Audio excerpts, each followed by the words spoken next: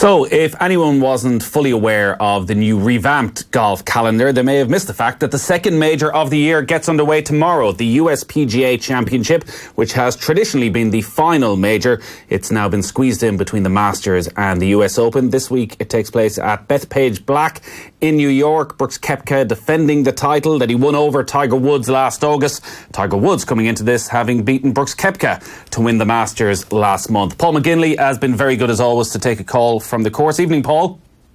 Hi, evening. How are you, Nathan? So many interesting storylines ahead of this PGA, but as usual, it is Rory McIlroy who's dominating the headlines and all the back pages today with the news yesterday that he wants to represent Ireland at the Olympics. He said, "I think as a young boy, it was always my dream to play for Ireland. There's players that play for Ulster, but they want to play for Ireland. It's seen as a whole island sport." So then obviously when you put the Olympics into the equation, and then there's a choice to be made, you really have to start thinking, okay, what are your beliefs and what are your values? It's something you have to really believe in. Considering what happened in 2016, are you surprised by all this? Yeah, I mean, how about that? Another example of unpredictable Rory. It was like everybody else. I think I'm pleasantly surprised based on the previous views, as you just quoted there, what he said about golf in the Olympics in the past. And I think it's great for golf. It's great for the Olympics. And, it's great for us in Ireland because now we're going to have a legitimate chance of a gold medal in a high-profile sport. He's spoken a lot, as you say, with McIlroy. He is very honest at these press conferences. He goes off in a train of thought and doesn't stop. And I don't know if it's saying things he later regrets, but at the time it certainly seems as though he's very honest. He obviously said in 2016 he was pulling out because of the Zika virus. Latterly then he spoke about maybe not caring that much about the Olympics, and then saying in the interview with Paul Kimmage with how he resented the Olympics for the position that it put him in, where he had to question, who am I, where am I from, where do my loyalties lie? Do you get a sense from McIlroy as actually maybe that did make him question all that maybe he sat down and had a good think about this? I'd like to think so, and I think he's made the right decision. I mean, I've always been very strongly about that. In Ireland, we're a disunited country in a lot of ways, but when it comes to sport, and particularly when it comes to golf, we've always been very much united. And I think it's great that he's made this decision. And as I say, it's validation of all that we do at amateur level as he said in his press conference yesterday, what we do at amateur level, where we are all united as one. And I think it's a really good thing, and it can only be a benefit to the country and give us, as I say, a really legitimate chance now of hopefully winning a gold medal. Yeah, it is one part of this that we'll be going in with somebody probably ranked in the top 5 in the world heading into an Olympic golf tournament. It's sort of been received, I think, back here in Ireland, as usual with any story around McIlroy, with mixed views. From those who went to Rio and who took the decision, and Padraig Harrington and Seamus Power went, and both of those may well be in the mix. You never know. Obviously, they're a good bit behind Shane Lowry in particular in the rankings right now. Is this just professional sport? People will accept the decision and move on? Yeah, I think so. I mean, as I said earlier, unpredictable Rory, we don't know where he's going to go with things. He changes his views on different things. And he's certainly done this on the Olympics because he was very strong the other way, saying that, it shouldn't be an Olympic sport and now he's going to play for it. But I think we should accept it in good faith, the fact that he's made his decision.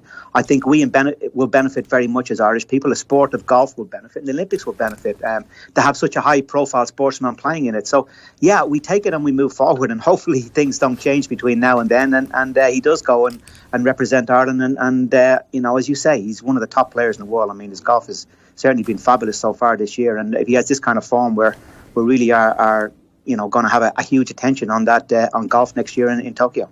Does this unpredictable Rory give you hope that maybe he just rocks up on the Wednesday in Lahinch and decides, you know what, I think I will turn up at this Irish Open? Yeah, no, I'm not expecting that. No, we're moving on without it. We're moving on a different way, Nathan. We've got lots of other things going on, and we've got a decent field and everything else coming together down there. Yeah, we'll talk a lot more about that over the coming weeks. It's all about BethPage Black this week. Hosted the US Open in 2002, which Tiger Woods won. At that stage, it was the longest course in US Open history. You played that week. How tough was it? I remember it being the toughest course I ever played, and having walked it again yesterday and a bit this morning, I still have that view. I mean, Augusta and all of these places, that nowhere near as difficult as this is. It's relentless. It's so difficult. It's a par 70, 7,500 yards long. There's been a huge amount of rain here Sunday, Monday, Tuesday. All the car parks are flooded. The golf course is not. It's remarkably dry considering, but it's going to certainly favour the guy. You've got to bomb it off the tee. You've got to hit fairways. I spoke to Kerry Haig, who does a setup yesterday. They're going to cut down the rough a little bit. But it's still a brutal golf course, and you've got to play really well. The guy who wins will have played really well tee to green. A long, wet golf course. I'd say every conversation that we've had about that over the last 5 years, Rory McIlroy straight away comes into the mix. Because of this new calendar, we haven't seen a lot of many players since the Masters. Tiger hasn't played at all. Rory played at Quail Hollow, another top 10, a disappointing weekend. From your experience of 2002 and what you're seeing this week and what you've seen of Rory this year, is this a course that should be well set up for him? Yeah, very much so, Nathan. I've been saying it for quite a while now. This is as good a golf as I've ever seen Rory play. He's not winning as much. You know, when you look at his last round scoring average of when he gets in contention, now 2 shots higher than it is the first 3 rounds. That's why he's not winning more regularly. But in terms of overall in his golf, I think he's played something like 9 events this year with 8 top 10s. I mean, that's an incredibly high standard. Even at the best in his career, he wasn't achieving that level of consistency. He was very much unpredictable in nature and how his golf was played too. It was up one week and down the others. Now we're seeing a different, more predictable one in terms of being a golfer. So, I think this golf course really suits the style of play of golf that he plays. Nobody's going to run away here and shoot, 10, 15 under par. I'll be very surprised if anybody gets to double figures to win this week. And I'm expecting a winning score kind of 5, 7 under par. And somebody who's a really good ball striker tee to green. And that's his strength. A putting contest is not his strength, but certainly a ball striking one is. And he's here very much in contention. But, the other guys you mentioned, Dustin Johnson, Brooks Koepka, Tiger Woods, if Tiger can get it on the fairway, you know how good his arm play is, but if he can kind of get it on the fairway, he's certainly going to be a factor around here too. So I think we've a lot to look forward to and expect the really good ball strikers to start appearing regularly in the top of that leaderboard this week. Are there any concerns at all around where Rory is mentally after the disappointment of Augusta, that he's in this unfortunate cycle where for 9 months of the year probably we're going to spend talking about whether he can complete the career Grand Slam? He builds up to it himself.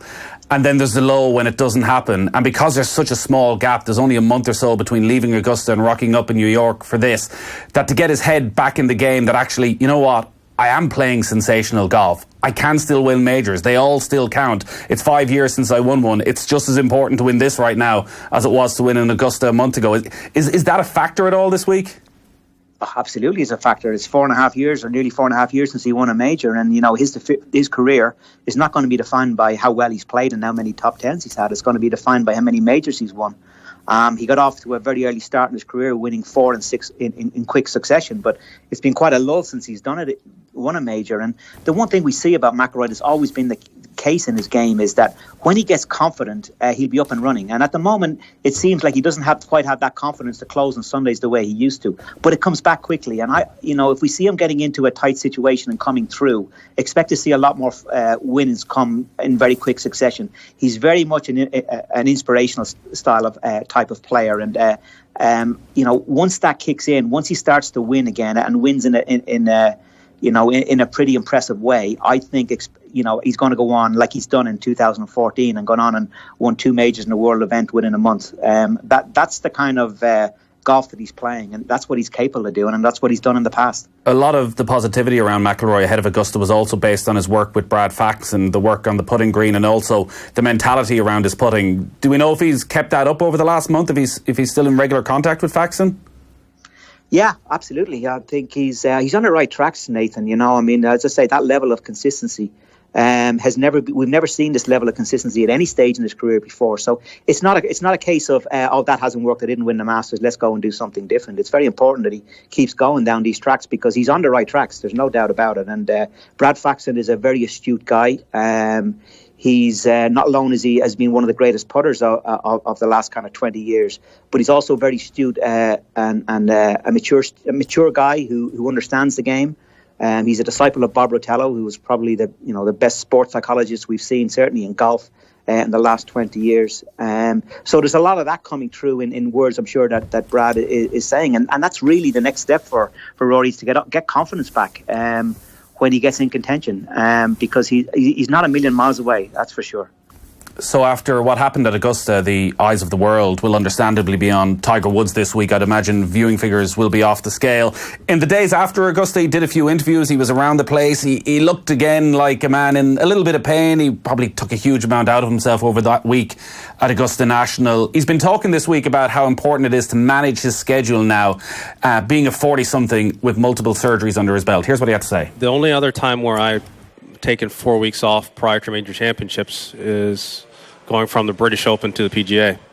That was my summer break, and take those 4 weeks off and then get ready for the PGA, Firestone, and the fall.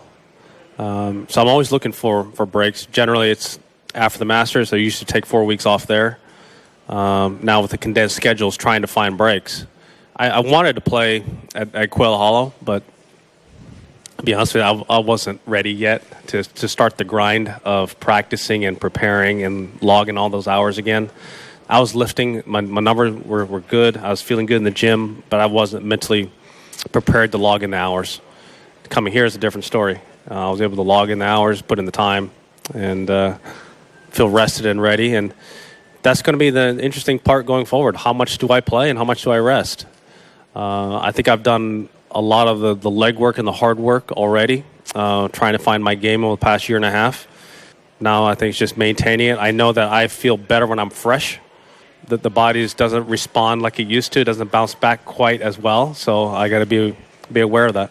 Is this what you want to see from Tiger, Paul, that actually we don't see a lot of him? No, I think he's great to watch. He's, we want to see him playing every week like we do all the top players, but that's not the way anymore. Less is more. Tiger never did play a big schedule anyway. He might allude to playing a huge schedule. He didn't. He never played more than kind of 22 events a year worldwide. The era before him of Faldo and Woosnam and Seve and Langer and all of those guys, they were all playing 30 and upwards.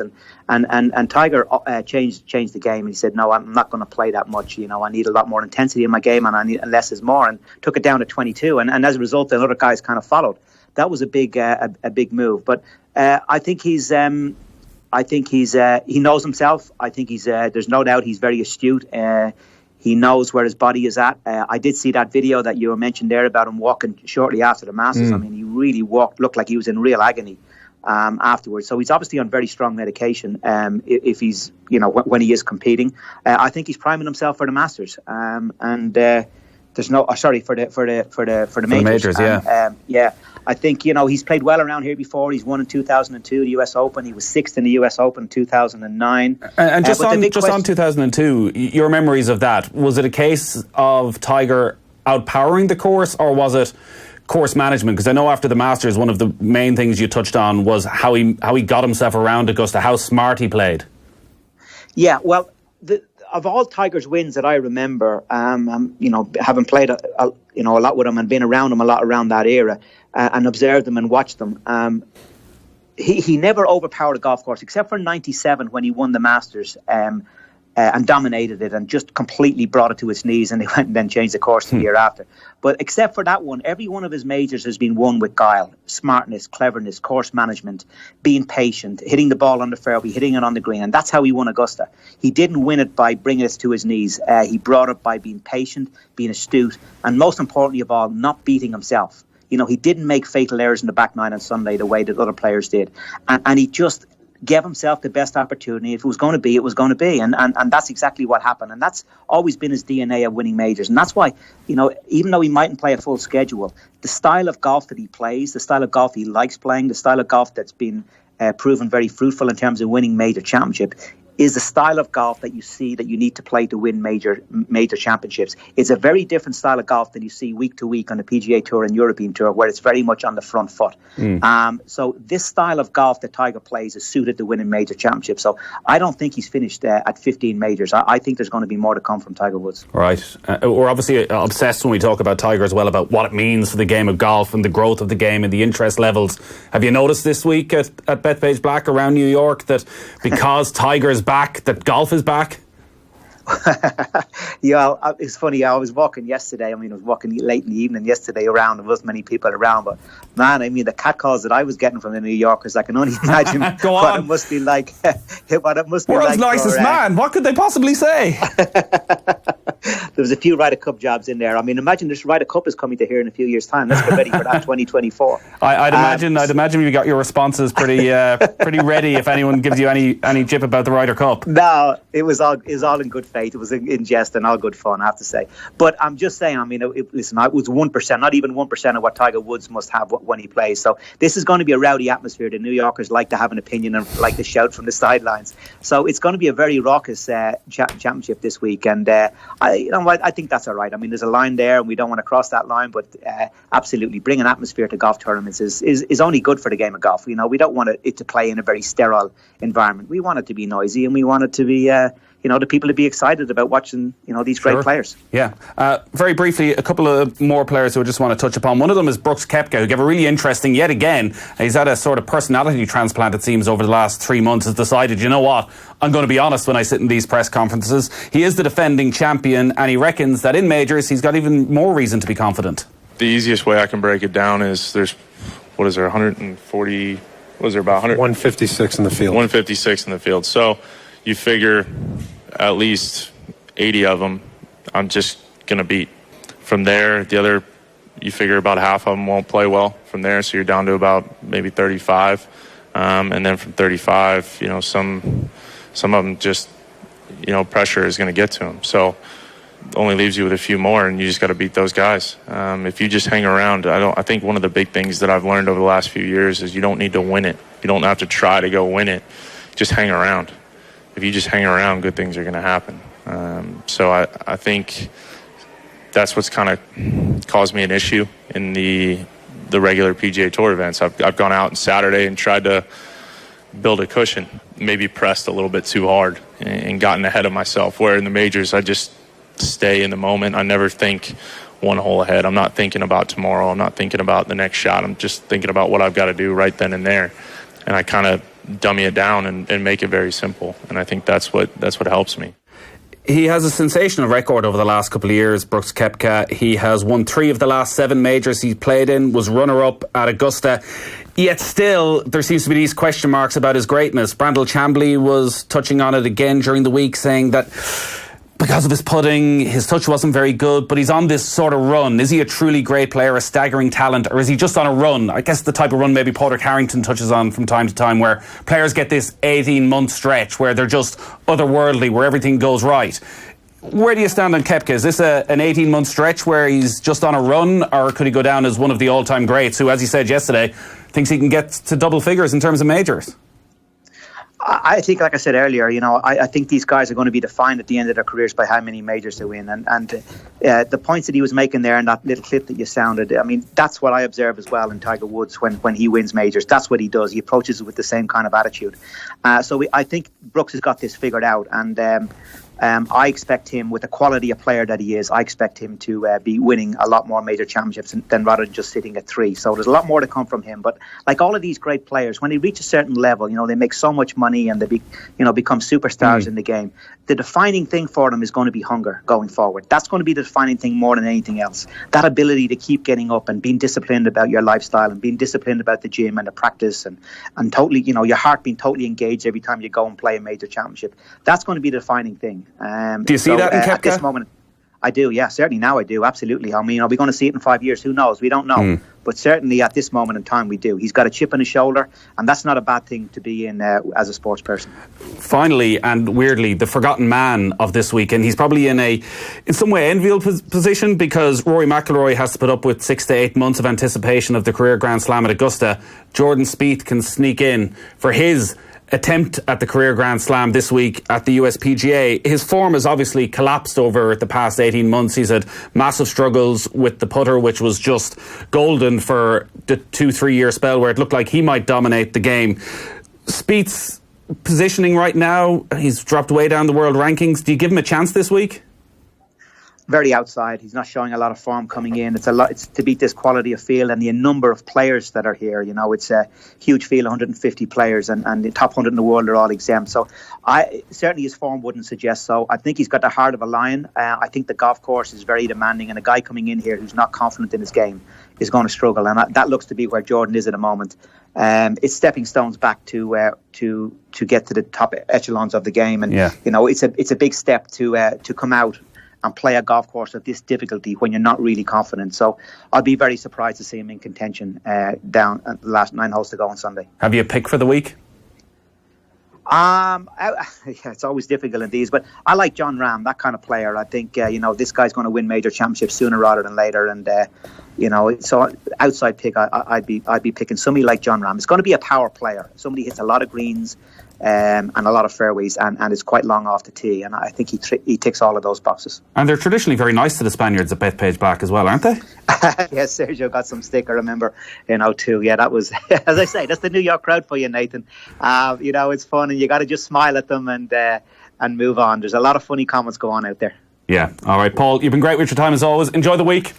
You're welcome. Thank you. Bye-bye.